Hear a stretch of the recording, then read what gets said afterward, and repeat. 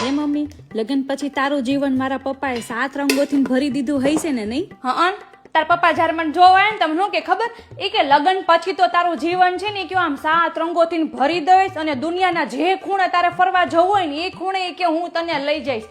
લગ્ન પછી મને ખબર પડી, મેં કીધું આ 7 રંગોની જે વાત કરતા હતા ને, આ મસાલિયાના ડબ્બાની વાત કરતા હતા, ધાણા જીરો ચટણી મીઠાની વાત કરતા હતા, મેં કીધું તમે કહેતા હતા ને, મેં કીધું દુનિયાના જે ખૂણે ફરવા જવું હોય ત્યાં હું તને લઈ જઈશ. તો કે આ ઘરમાં જેટલા ખૂણા છે ને કે એ ખૂણે ફરી લે. કે આ તારા પપ્પા બોલ તે દિવસે મારી યારે આટલો મોટો ઈ સ્કેમ રમી ગયા, મને ખબર હોત ને તો એને હાથ નો પાડત. બોલ આમનમ ને આમનમ 25 વર્ષ મારા વહી ગયા બોલે એની હારે.